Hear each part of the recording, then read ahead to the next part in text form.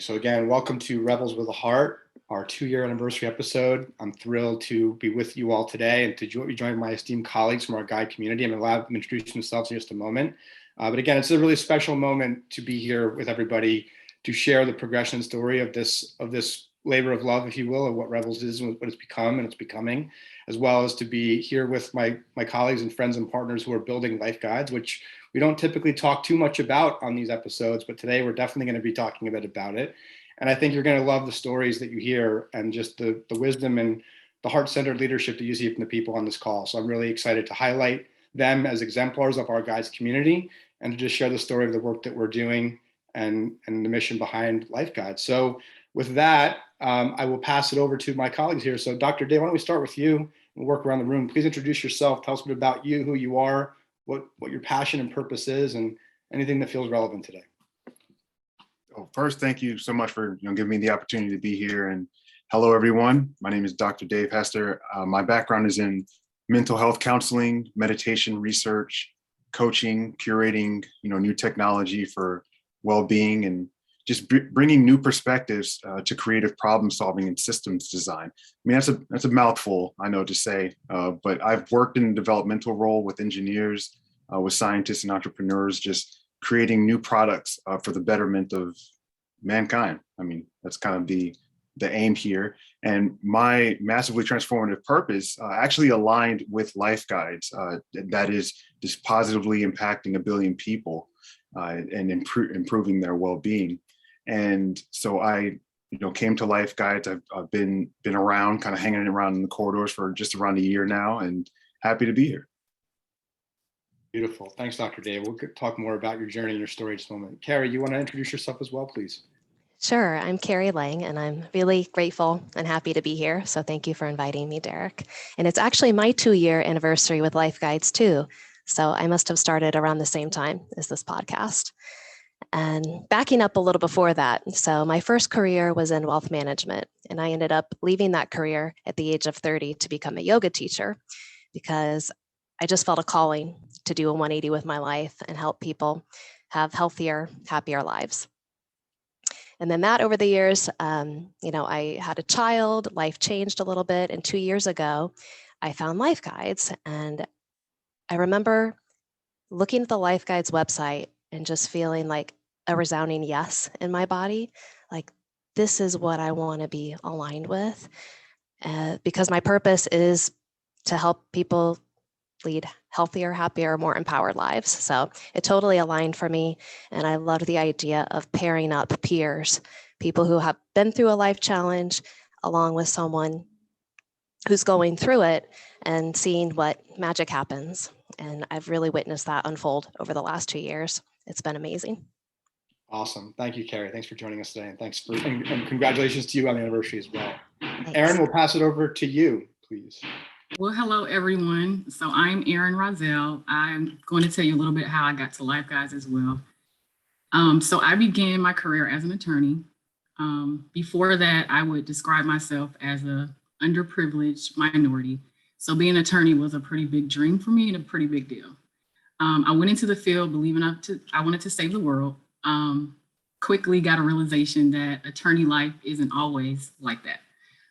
It became a lot more business driven, money driven. So I ended up getting into education because I love teaching. That's something that's always been very fond to my heart. Did that for a while, did that full time, practiced part time as a lawyer, ended up getting married, having children, the whole, 9 yards with that. And then I went through what I would call like my rock bottom period, where I have the career, I have the family, I have the children, but I've lost myself somewhere in all of that. So long story short, ended up picking myself back up through getting spiritual coaching. I worked with a spiritual coach for a year. And since then, I've been on this journey to help others pick themselves back up too that may have lost their selves along the way as well. And this is how I found LifeGuides. So I am a certified meditation coach. And I was doing some Googling online to see what I could do with that. And this is how I found LifeGuides. And I felt like it was definitely divine timing with the shift that I was taking with my life and my career. So I signed up and here I am. I love it. Well, welcome, Erin, and congratulations on your journey as well. And I'm excited to highlight more of your story. And again, from everyone's perspective here, I'm Derek Lundsten. I host Rebels with a Heart. I'm also the CEO of LifeGuides. And we're building a technology platform that connects people who have been through a life experience, a life event, or life challenge, and are now on the other side, have some healthy and perspective and some wisdom and resource they've gained to be able to share that with other people who are going through that same or similar life event, experience, or challenge, so that they can live happier, healthier, more fulfilling lives, reduce the unnecessary struggle and suffering that they may have, and to just be in better community with each other, to help share empathy and support to help people and organizations be most effective. So with that, you all have given a little bit of inclination to your own personal stories. We're going to do more about that. You've also given some indication on the work that you're doing within LifeGuides. But in the context of just this show, what does it mean to you to be a rebel with a heart? What does it mean to embody that and walk that talk right now, and how you show up to serve the members in our community, the colleagues that you work with, your families, and just your overall purpose? I'll pass it over, and any of you can take that question. This is a free form chat, so let's just have some fun.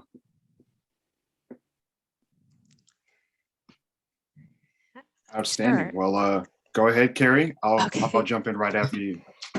Thanks. I think the first words that popped to my mind when you said rebel is being willing to take risks, and with a heart, being willing to be vulnerable.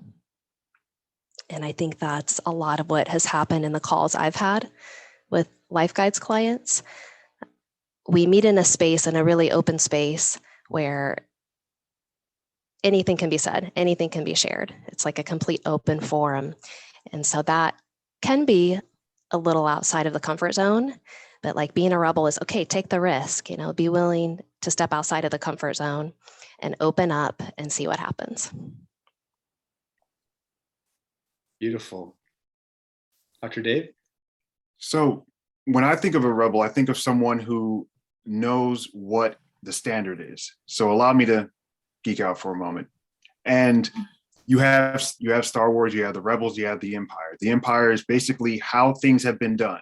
They are structurally sound, they are strong, but it's the old way of doing things. And so rebels fight against that, but not just to break down the empire, but to create something new. I mean, that you don't have to completely destroy it. You just need to assimilate the parts that are useful, let go, and unlearn the things that you don't need to do anymore.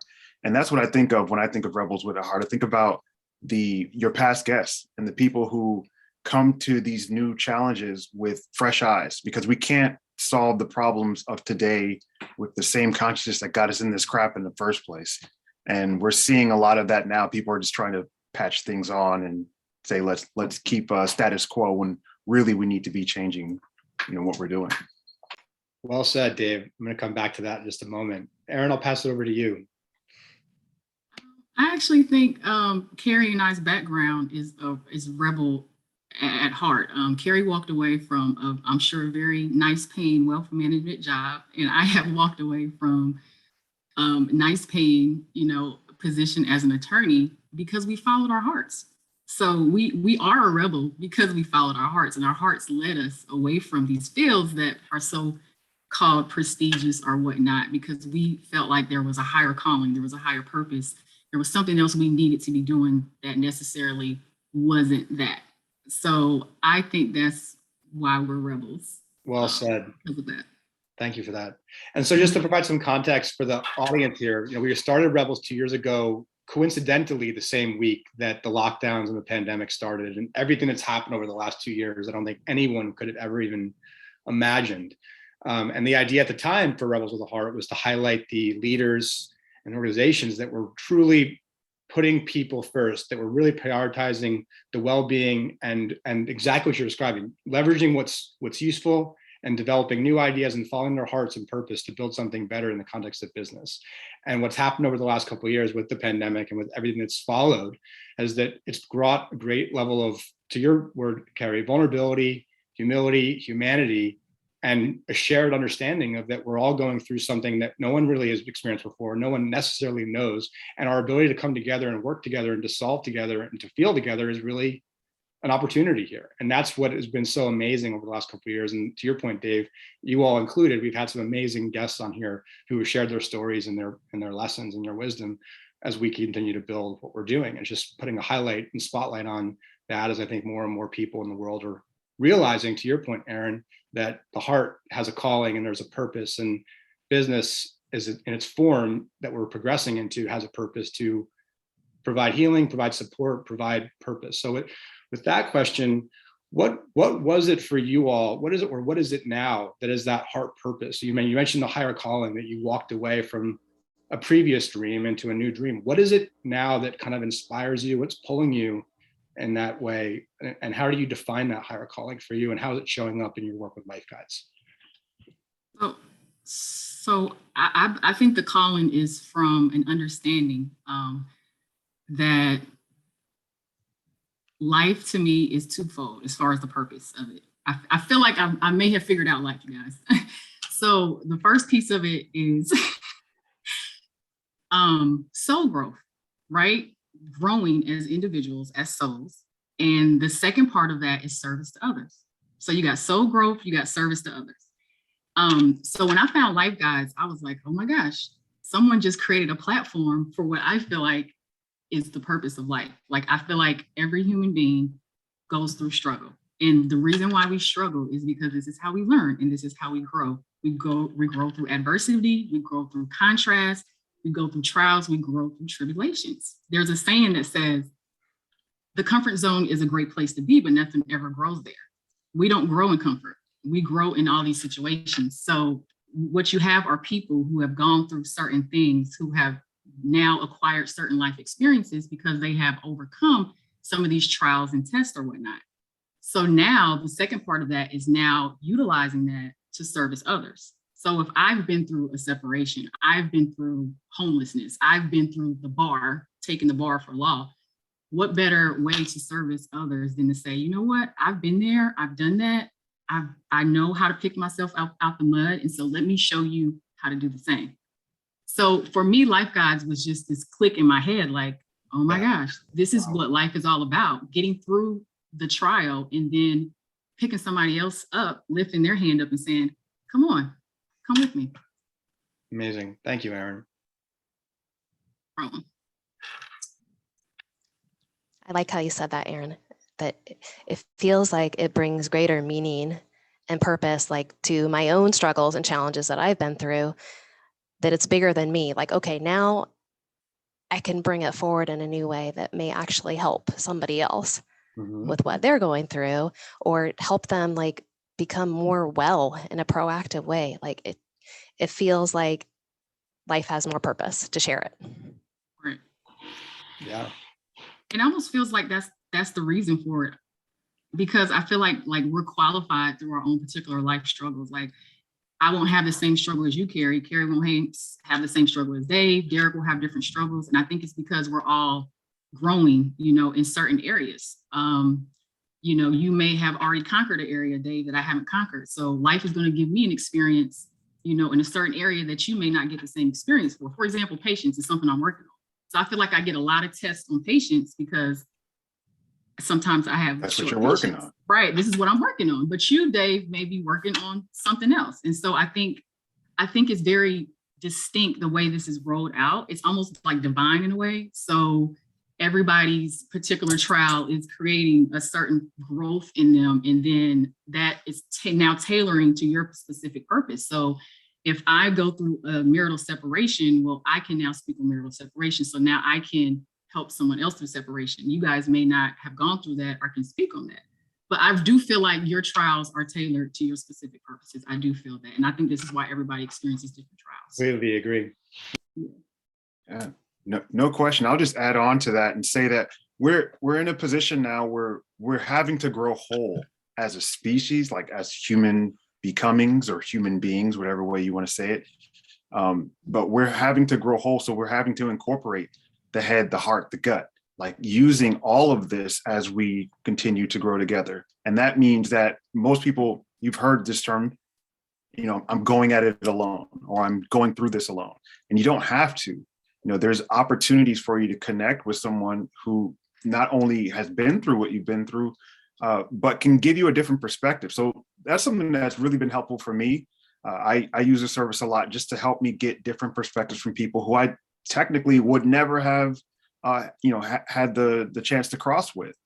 Just being an African American male from a small town in North Carolina, to where I'm at now, there are some things that just weren't available to me.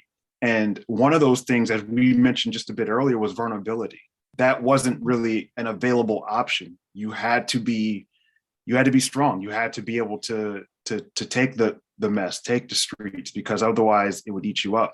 And now we're moving to a place where we can actually have these tough conversations and say, hey, I'm not okay. And that's fine. It's fine to say I'm not okay. And it's fine to ask someone for help. It's not weak. And I think a lot of the leaders that we're connecting with here at LifeGuides and some of the other organizations we're all connected with, we're seeing where leaders really want to do that. They want to be able to be vulnerable for their people.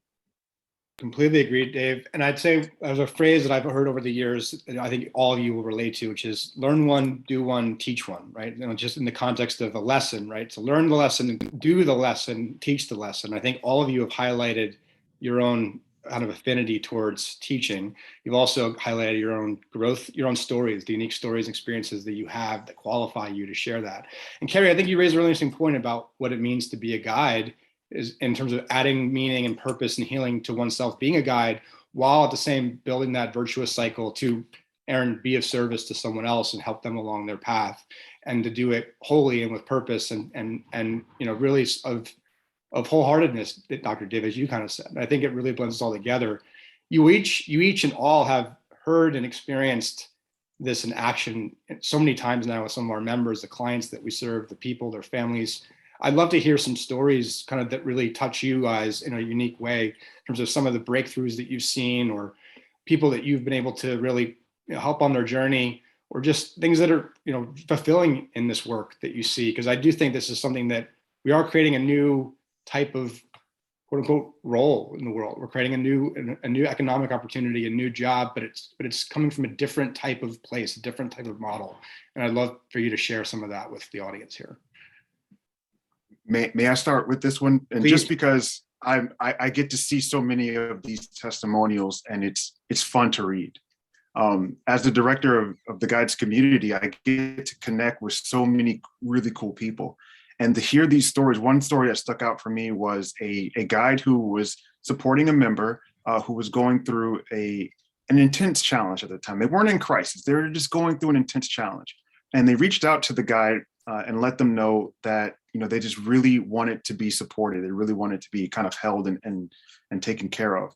And on top of that, a tragedy struck. A friend of the family had went into hospital care for some reason. And the most beautiful thing I've ever seen written on wax came about, which was that our guide took it a step further, not just providing the service to them, but also, supported them by donating their own, hard-earned money to this person's cause because of the recent injury. And it just brought tears to my eyes that someone cared so much beyond themselves, beyond what they were doing, that they wanted to really meet this person and fully help them. And so I just wanted to start with that. It's something that just came across my testimonial list, and it's a testament, to our guides. Thanks, Dr. Dave. Erin or Carrie, any thoughts from either of you? Yeah, I could share some stories. Please. There's so many, and every person I talk to is different, but we always find like a different way to relate to each other. And so some of my favorites, let's see. Well, a 30-something-year-old young man called me who was about to have his first baby, he and his wife. And at the same time, he was getting promoted at work, and they were moving to a new house. So a lot of overwhelm was happening in his life, stress, as we could imagine in that situation. And the way he positioned it, though, is that I want to move through this with ease. I want to appreciate it. I want to find gratitude through these experiences and not focus on fear and overwhelm. So that was the context of how the call started. And the first couple of calls mostly was talking about, tools to manage stress, anxiety, what are your goals? And then it over time transitioned more to me being an accountability partner. So the baby arrived, the promotion happened, the move happened, and now life is more stable. And we've formed a relationship, which is really rewarding and really cool to see him progress through his journey. So now it's more like I'm just there by his side on the journey, and we talk every month about how's it going. Are you able to still work out? Are you finding balance? Are you spending time with your wife? And yeah, it's just like being together on the journey and sharing experiences at this point. So that's one of my favorites. I can share one more too, and that is that a woman called me who was facing some career challenges, some job challenges, felt like she hit a dead end in her job and was really facing burnout symptoms. And I think in the first call, I said something to her like, how can you take your power back in this situation? Because it seemed like she felt no options. And then a few calls later, she shared that like totally shifted my perspective when you said that about, I realized how much control I've given up. I realized like I've got tunnel vision with his situation. So it was a combination of her talking about it, just like in an open forum.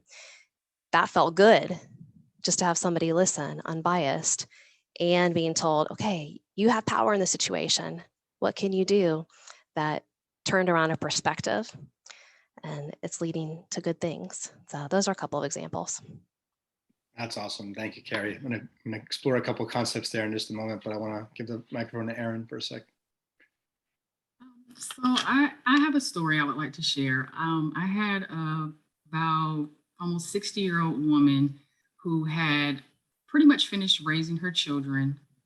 She was not in a good place. She was not happy with her life. She was just being told that she had to move out of her apartment that she had been living in for quite some time, about 15 years. And she didn't know where she was going to go. She knew she was unhappy in the city that she was in. It led to a story about her childhood and some other wounds and some traumas. So what I did with her is, because I truly believe that the blueprint is within, you just have to know how to find it. And so I use meditation as a tool to take people to their soul. So I did a guided meditation with her where I guided her to a door of happiness. And I had her open the door, and behind that door was whatever she saw that she wanted for herself. She was able to envision herself living in almost kind of like a little wooden shack near the beach. And so after the meditation, we talked about, what did she see? What did she feel? And I said, well, have you ever lived near the beach? She said, yes, I did. Those were the happiest days of my life. I said, do you still have friends there? Wow. Yes, I do. I have a friend who's been wanting me to move with her. I said, well, then you just found what you're looking for. She's like, oh my gosh. She called this friend. Long story short, she booked another call with me, called the friend. The friend said, yes, come here now. And so now she literally has found her path. And it literally just took her going within. You just got to take that time and be still and go within. And so she's really doing well. And I was really happy to help her. That's an amazing story, really fun and beautiful. And I can visualize it too. And I think that's one thing, we talk about our tagline at LifeGuides now, the more casual than therapy, more qualified than a friend, right? And each of you has kind of shared that perspective that you feel much like a friend. You're checking in with people regularly. They're sharing their lives. They're sharing their wins, their opportunities, their challenges. And you're helping them find their own answers, right? I think that's the main thing with being a guide, is we are there to listen and to provide them to be seen, to be heard, to feel understood, so that they have the confidence and strength to find their truth, find their answers, and to know that they're not alone, to what you said, Dave. And so I think that's a really cool, I think all of these are amazing stories and just indicative of the work that we're doing. Dr. Dave, you have the privilege too, and all of you do, in terms of the guides that continue to come into our community. And, just share a little bit about who, I mean, as you can see here, I mean, you have a background you're a PhD, you're an educator, you've worked in all different industries and fields. Carrie, you shared your background as a teacher, as in finance, as a mother, Erin as a lawyer and as a spiritualist and as a parent, and just navigating these different things.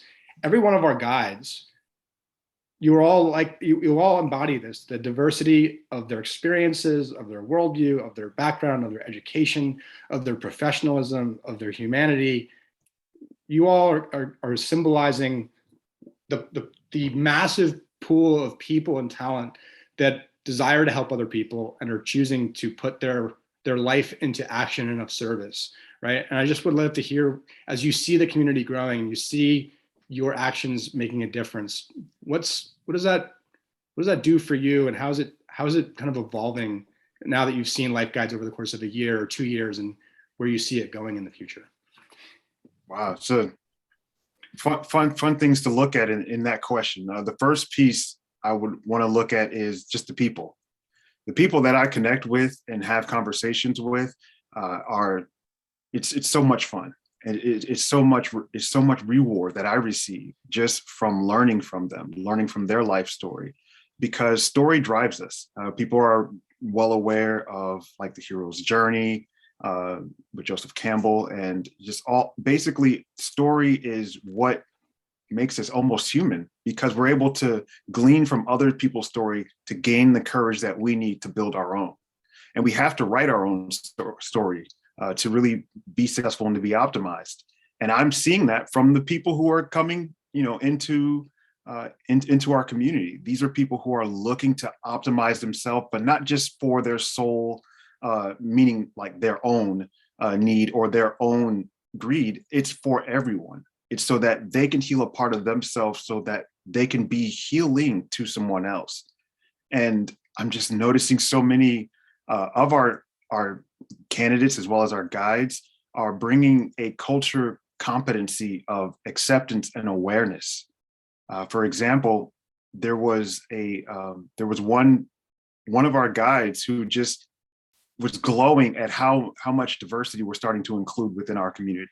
We're really focused on making sure that it's not just diversity, but inclusion. We're including people who typically wouldn't have an opportunity or a platform to speak, to show who they are. So we just want to highlight all of those stars. But I don't want to hit all the points. So I do want to, just leave a little bit of meat available for Erin and Carrie about what they're seeing in the community.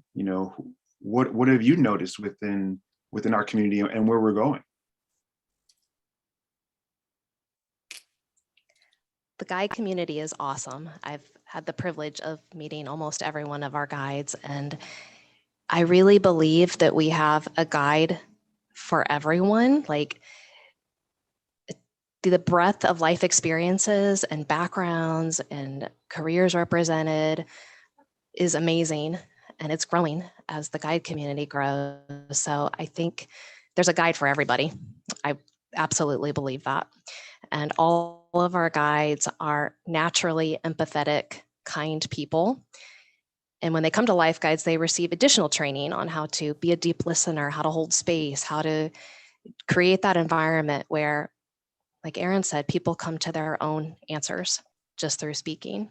So I'm amazed by the community and the network that we have. So just ditto to all that. I am absolutely amazed as well. I keep meeting guides. And like Carrie said, there literally is a guide for every single situation out there. So I've named us the Perseverance Power Rangers. When I got on my first, I love it.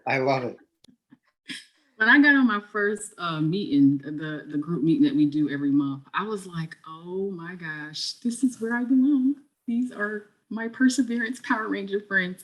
So I just feel like everybody's so strong, because they've been through whatever they've been through, and they care, and they're, like you said, they're empathetic, and they're committed, and they love what they do, and it really does do something for your soul when you give back in this manner.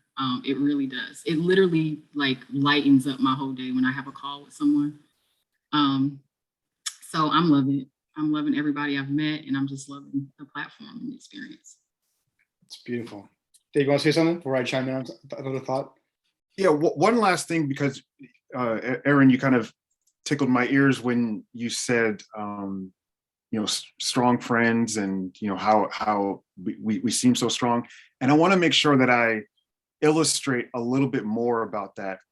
And on the other side, for example, I truly believe that we should always check on our strong friends. I mean, there's songs about this. There are more and more articles being written about people who kind of hold themselves to be the strong person, and it made me kind of think, like, how do we make sure that these people don't burn out because they're shining so bright? I mentioned that earlier. Our purpose is to shine. We deserve to shine. But how do you keep someone from burning themselves out?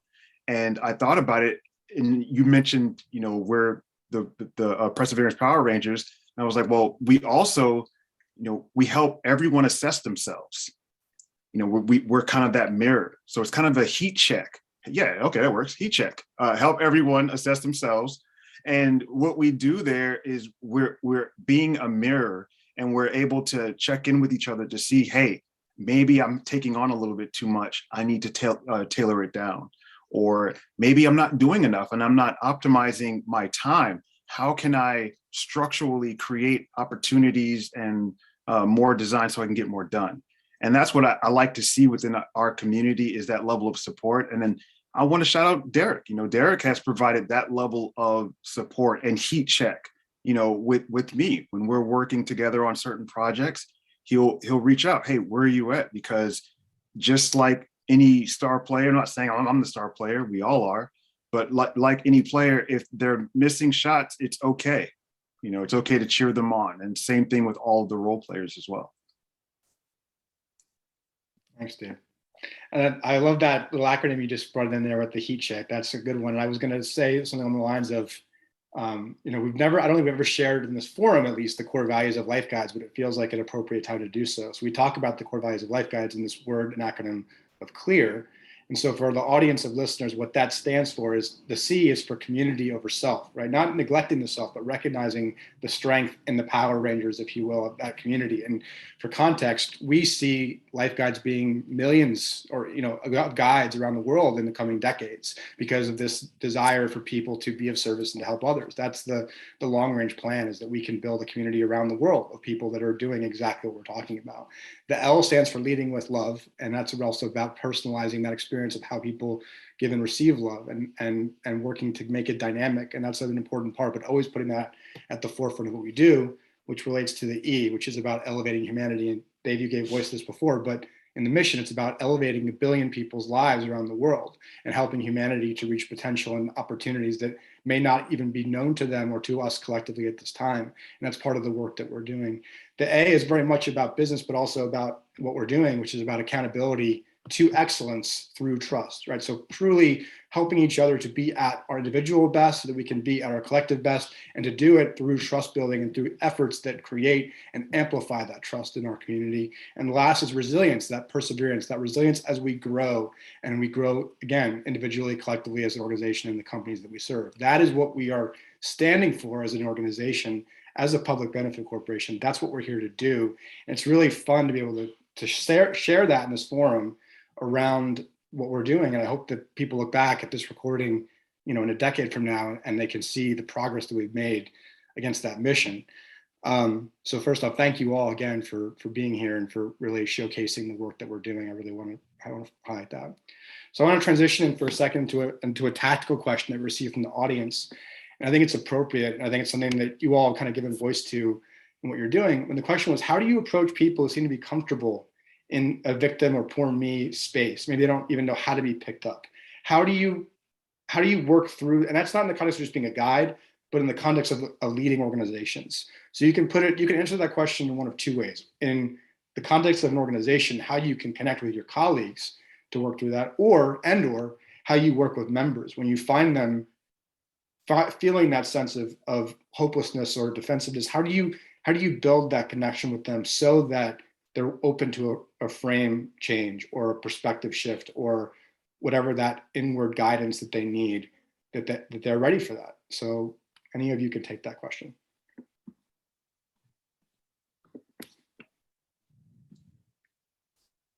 I'll start again. I'm just thinking about, again, going back to assessing. Assessment is really important of ourselves, of others. And in life, when you're connecting with people, you have to hold a space for them. And sometimes there are people who don't want to be picked up. Like they really are in a cycle of rumination that leads them to more symptoms of either depression, more symptoms of anxiety.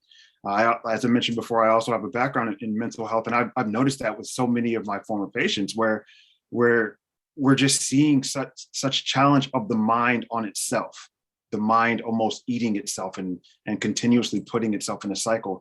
One way that to break out of the victim poor me space, I like to use scale.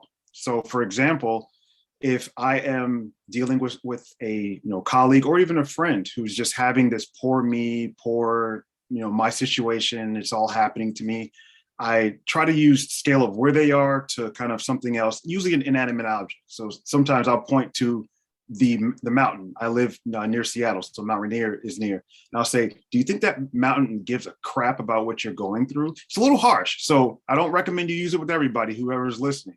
But you have to know your personnel to know what they can take. And the person just really looked at me and said, what do you mean, does the mountain care? I said, well, that mountain's been here for so long. That mountain has dealt with challenges, earthquakes, movement of migration of humans, and yet it's still there. And so I use that as an example of scale. That thing's been here longer than you, it's going to be here after you. So this little problem that you have can be just that. It can be just a little problem. It matters on your perspective and how you want to process it. So I would probably present that twofold. Like, as far as how I approach that, it would be twofold for me. So normally I would allow the person to just let go, just let it all out. You just got to let them out, let it out, cry it out, let it out, get it out.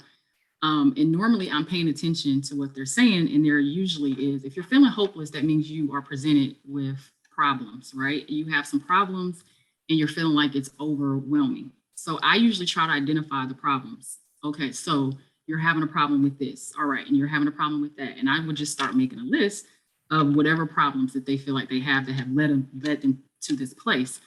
So then once I get the list, then I'm like, okay, so these are your set of problems. Now, which one can we tackle first? So I would do some type of encouragement, like, listen, these are your problems, and they're not going to go away on their own, probably. So let's do something about it. Like, you can do something about this. You can do this. And a lot of times I like to draw people's memory back to other problems that they've been through that have been solved. So a lot of times we need to just remember, hey, I had this problem before and I was able to get through that, and look where I am now. So a lot of times you got to remind people of who they are and the power they have. This isn't the first problem you've had. Remember other problems you've had and you solve those so you can get through these too. So let's pick one. So I would start with one, the easiest one. And then we would identify certain goals to get them through at least that problem. And then that's it. You just tackle one goal, one problem at a time. And the other part of this is what I normally use with people is the power of gratitude. So in addition to now we're tackling this one problem, I'm also now putting you in the place of gratitude, because now I'm going to ask you, well, just give me 5 things you are grateful for right now. Do you have a roof over your head? Did you have something to eat today? Do you have children, and are they safe? Did everybody come home safely? So sometimes you really just have to remind people of let's just focus on this and what there is to be grateful for, even in light of your problems. So I have a book that I utilize that I usually recommend to people that literally is a 30-day workbook that takes you through gratitude. So I would definitely start that person on that workbook. And here's the thing, I do it with my clients. I will say, let's do it together. I'll do the book with you together. I've done the book so many times, but it does nothing but continue to enhance me. So I'll say, I'll do the book with you for the next 30 days and let's do it. So I think the power of gratitude definitely is magical, because I've been hopeless. I've been there. I told you guys, I've been rock bottom. So I know. And then tackling each problem at a time. I just have one thing to tag on to that, because I tend to be an asker of questions in calls, and with friends in my life, more of the listener role. And the question that comes to mind when we're talking about victim mentality is, what do I have control over? Because sometimes, and I know we've all been through a lot in the last 2 years, and the pandemic has affected all of our lives in different ways. And at times it's felt like we don't have control over what's happening to us. But the truth is, there's a pretty big list of things that we have control over. And I have a sign on my wall. I often text this to clients after calls. It's 30 things I have control over. And Erin, gratitude is one of them. I can focus on what I'm grateful for. I can take a pause. I can go outside. I mean, it's a huge list of things. And when we shift the focus to not what's happening to me, but what I have control over, then the mindset changes. And that's when power comes back. I love that. We should definitely send out that list to people following this recording. I saw somebody put that in the comment too. Yeah, we wouldn't let that happen. So that's great. Thank you, Carrie. So I think it raises an interesting question, because, LifeGuides as an organization, we sell our service to companies, right? We sell it to organizations that are made up of people. And in the context of business, we very much are focusing on doing and action and performance and those structures that allow us to create and build an organization together in certain standards. And at the same time, as we all know here, especially, business is made up of people. And to the point about work and life blending together and those lines being erased somewhat or smoothed out, depending on how you want to look at it, over the last couple of years, it's something that we see people, we see employees and their families show up in their rawest form, right? And confronting whatever is going on in their life and being able to voice that with you all, with our guides. How are you balancing that conversation with yourselves, with the members that you serve, with balancing that humanity that just need to be seen and heard and understood, and to have support, with bringing that into their life so that they're able to then show up and be an expression of themselves and humanity at a workplace? I think that's a really important thing about what we're doing right now. And I believe they're layered, and I believe they're interrelated. I think that's why, and I know that's why we've chosen to go to organizations, because we know that organizations can create massive change if they heal from the inside out, right? Or not even, maybe that's a strong word, but if they can reflect and grow from the inside out, right? So what are your thoughts on that? I have a lyric that came to my head when you were talking about that. And I think about it in the same way of parenting. And I know that owning an organization or even leadership in an organization is contextually different than parenting. But in the sense of parenting, parents are children. They were children. That was a lyric from a Tune-Yard song that I just recently heard. And it's interesting to think about it like that. If we are children as adults sometimes, who are just masquerading and doing our best to be adults, we have to be compassionate to our kids. And so to flip it on its head and to talk more about the business sense, as employers, as leaders, as facilitators, it's important to hold space for, forgive my use of a 4-letter word, crap happens. Like, we have to hold space for that, because human life is complex. And not only is it complex, but each individual has their own inherent challenges. And we used to have this phrase of leave your crap at the door when you come to work. Well, now that's no longer the case, because work is home. You're all hearing that. Work is where we are. Work is where the kids are being homeschooled by parents. And we have to hold space, compassion, love, and patience with them. And I know those are all fluffy words that people like to say. So it's like, how do you do that? And one way to do that is to take a moment and not respond quickly. You know, it's okay to kind of use that secondary thought or that secondary system before moving. We're in such a fast-paced world that if you don't text back, you know, within 5 seconds, while those dots are blipping, you know, you're going to lose your audience. So you have to be fast. You have to find balance, and balance means understanding the people who work with you, who work for you, and who you work for.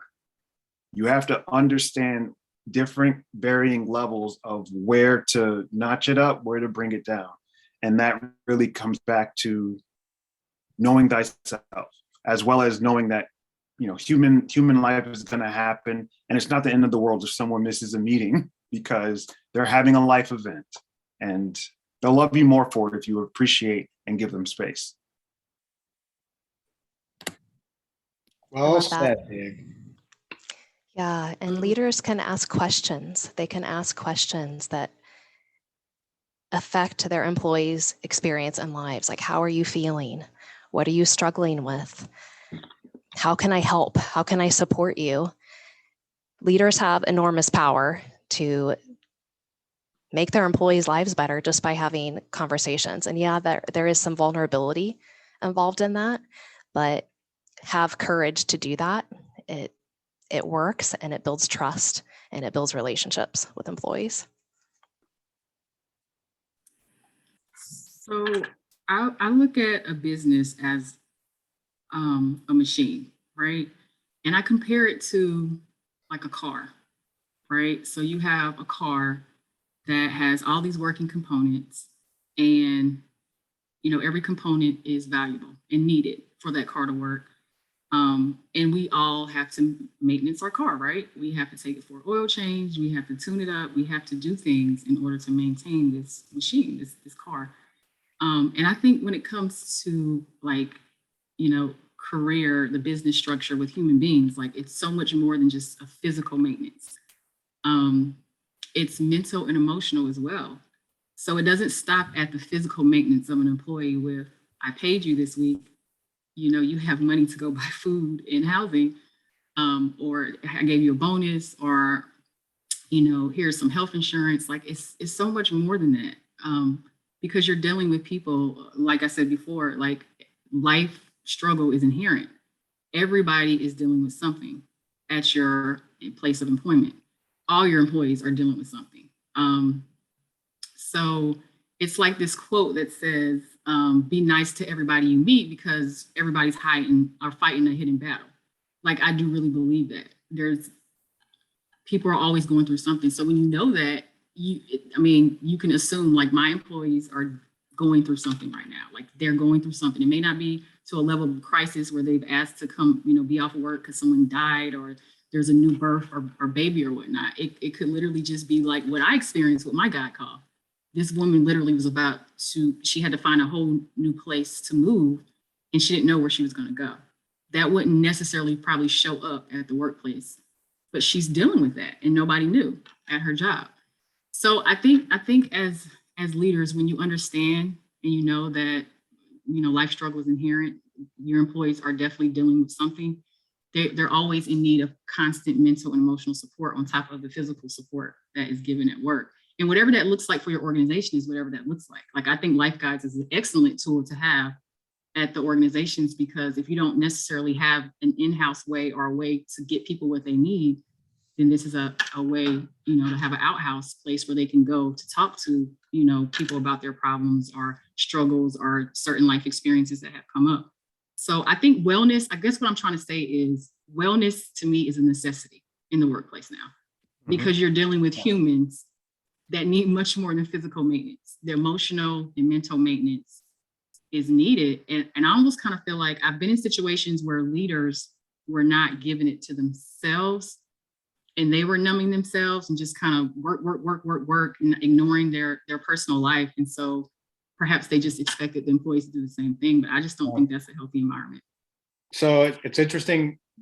Lots of thoughts were percolating as you were all sharing this, and I completely agree with what was said. And it actually aligns with a question that came in through this as well. But you know, when I was a kid, I actually had a preacher that once talked about the sermon about business. The root of the word business is busyness, right? And you think of it that way. I've obviously been a student and working on mastering the skill of business, not necessarily busyness, but it's interesting in the concept of how we are so busy that, and I think oftentimes I try to remind myself that at the essence, I like to simplify things, right? I'm a simple guy. What's the essence? What's the essence of business? It's about people, right? And what's the essence of people? It's about what do they value and what are their values and what's important to them, and how do you create a value exchange that is based on that. That's ultimately what we're doing. And I think, Carrie, your point, we have a responsibility as leaders to make people's lives better, right? That's why we talk at LifeGuides in the context of families, right? We're addressing not just people, but their entire family. We're creating, our goal is to make generations of people's lives better, right? That's what I believe that, not just LifeGuides, but I believe that's what we're here to do. That's the shift of consciousness that I think that we're in, is that business as a force for profit is there's a purpose in that. It's allowed us to get to a standard, and now we're growing through that, right? And what's that future look like, and how we do that? And there's another question that came right back in here, which is about the life balance, right? Which is, how do you balance work and life and those different elements? And I think that's exactly where we are, which is how do we let people's full expression of their selves, of their soul, of their hearts, of their beingness translate into what we're doing and doing it with purpose. And I think that's really what we're trying to create here. So I would love to hear any thoughts you have on how you personally show up to create work-life balance for yourself and your families. Maybe that's a good place for us to close out with a final thought from each of you for today. This has been a really rewarding and just fun chat with each of you. It's very easy. Schedule. No, it's not that easy, but schedule schedule with kindness in your heart for yourself. So if your schedule is back to back to back to back 7 days straight, that is probably not going to be kind to yourself. But creating opportunities for what I call hold for a quick rebalance. On all of my calendars, I have that. After a meeting, I'll have a quick rebalance, or even, I saw in the chat, a decompression. And we saw this when I was working with in the counseling field. Agencies need that in all forms. A place where someone can decompress after a challenging day or a challenging session or a challenging patient, or even a challenging call, a challenging pitch. You need somewhere where you can go and let it go. And if you can't go somewhere to do that, you need to be able to do it yourself. You need to be able to sit in silence and just say, I'm taking these 5 minutes for me. And it's not for anybody else, it's just for me. And it's okay. It's not selfish to take a few moments for yourself. If you're not ready to go, you're not going to be able to serve your people. And you need to be able to be in your top, your go-to form to be able to serve your people.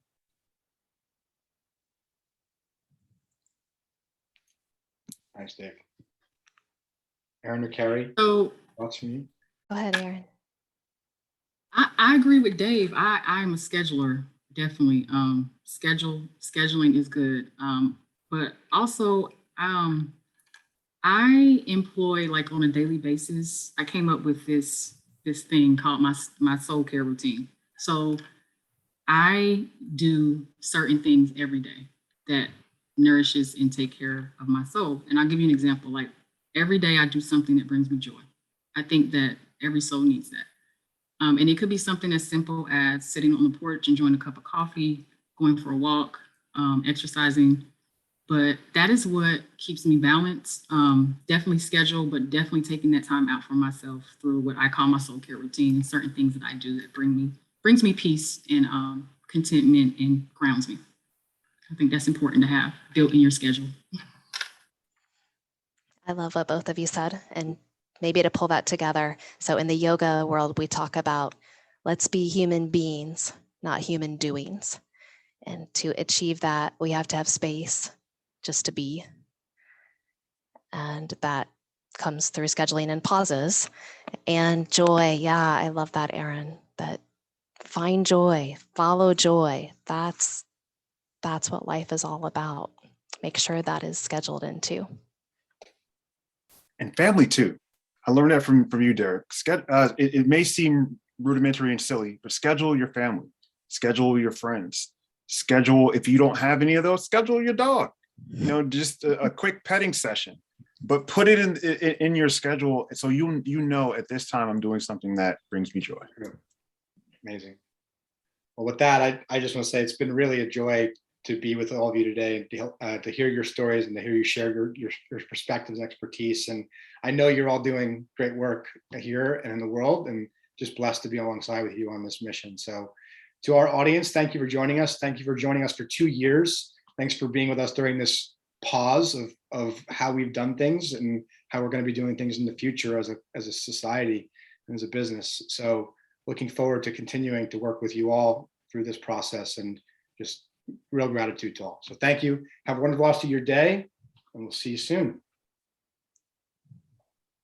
Thanks, everyone. Bye. Thanks. Bye.